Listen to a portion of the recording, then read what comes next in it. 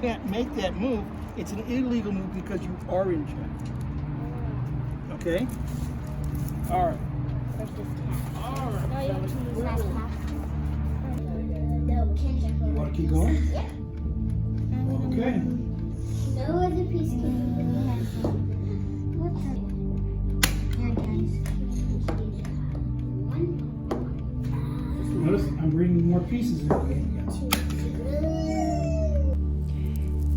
Before I met Bob, I didn't realize that there were so many names for mustaches. The day I met him, I got schooled on mustaches because I thought what he had was called a handlebar mustache, but apparently it was a full ring master, I think. And he would tell me how if he turned it down, it could be a Fu Manchu, and he taught me the names of all the mustaches. I didn't know there was a pencil, and I didn't know that there were so many ways to express themselves with their mustache until I met Bob.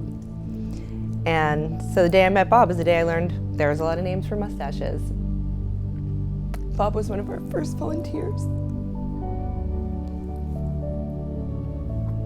Been with us the longest, one of the longest people.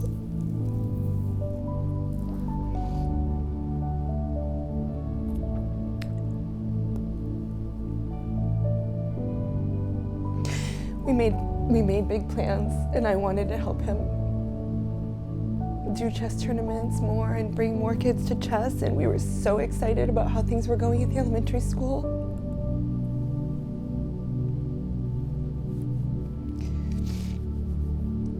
It's just a devastating loss for our community. We were fortunate enough to meet Mr. Bob over the summer, right? Mm-hmm. And you took one of his classes over the summer? Yep. Yeah, and what did you think about that? It was fun. He was nice. He was really nice. Mm-hmm. So I was sitting in the lobby and I was just kind of listening in, and I've been playing chess for, probably 40 some odd years now. And I was pretty amazed that even just in the few minutes that he was sitting with the kids, that I was learning things that I had never known about chess. And I thought that was pretty phenomenal. And I could overhear just how engaging and good he was with the kids in his class. And I was just really impressed, and just very sad to know that he won't be around to teach these kids. I want to thank him because he taught me a lot how to play chess so I could play with my dad, and now I could learn, and it was very fun. My name's Christina. My son Luke took chess with Bob. And today, knowing that I was going to come and do this recording, I asked him what he remembers most about Bob, and he said that he was patient, kind, and a little bit funny. But I think the biggest compliment is that chess could compete with hip hop and soccer, and that my child loved going every single day and had such a great experience. I'm Danielle, and this is my son Daniel.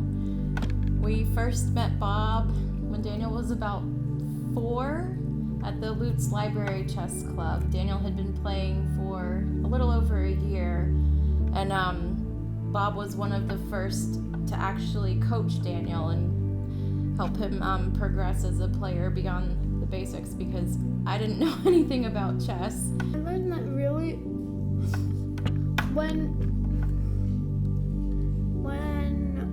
you play a game, it's not remove their pieces, it's actually try to remove the leader, the king. So it wasn't just about winning the big pieces or the queen, winning the whole game. Yeah. Was the important thing. And what does he mean by to the victor go the spoils? What did he tell you? That instead of just winning the queen, the one piece, if you win the game, You win the army. you win all the pieces. Hi, I'm Amanda Firestone, and I'm one of the volunteers who works in Tribe on Fusion. I met Bob a couple of years ago over the summertime when Tribe was actually just getting up and going and classes were very few, but we were a dedicated bunch. I had a lot of opportunity to sit and talk with Bob as I was waiting for students to arrive and as he was saying goodbye to students. We spent a lot of time talking about books and about great rides all over the nation. He was an avid motorcyclist and he really enjoyed talking about some of the journeys that he was able to take. I especially particularly remember that we had an intensive conversation about spaghetti. That seems perhaps a little odd, but for those of you who know Bob, perhaps maybe not.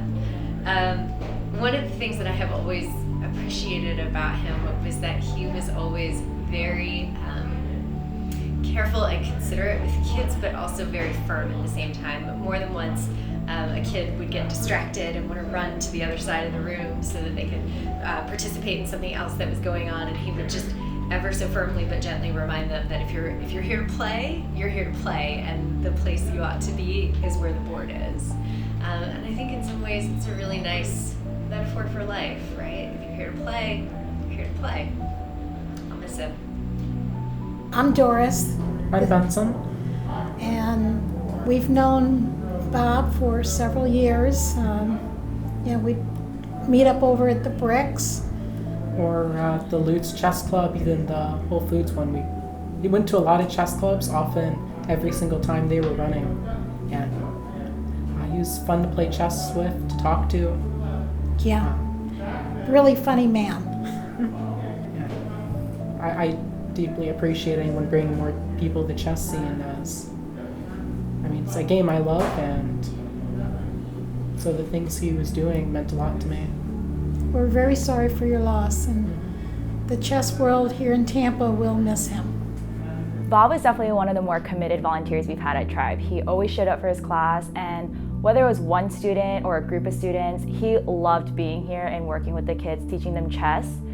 And you could see it in him. He took pride in the way that he showed up and the way that he was here for every kid. And it never mattered to him if it was a tournament or if it was just one student coming and just checking it out for one session. You could tell that he cared for each child the same. And it was honestly a really inspiring kind of interaction to see that whenever I was here, and to witness him just put in the same effort and the same kindness and really just putting the best of himself forth, no matter what the situation was here, you know. I say this a lot to people when they ask about him, but Bob was like a light. His energy when he walked into a room was just like electric, and I feel like all the kids that he taught looked up to him as if he was like this bright, all-knowing creature, which I found absolutely amazing, because we have classes here that we have kids that won't sit still for like 20 minutes, and Bob had kids who would sit there for like 2 hours straight just because they wanted to learn chess, because he knew everything and they knew that they were going to learn from him. He kind of had everything down to a T, which I found really awesome. He really knew what connected with kids in terms of teaching chess. So I'm looking at his notes now, and it's kind of making me giggle that we have notes from 2 separate notebooks for 2 separate things, and everything's the exact same. Like, he really had it down to a science of what kids were going to understand, what was going to make the most sense to them. And so I really appreciate that about him, like his ability to connect with kids in that way. I just know that he left such a mark on so many of these kids' lives, both in Tribe and the classes and in our after-school program across the street. It's kind of magic, and I think that the magic of Bob isn't going to go away from Tribe just because he's not here anymore.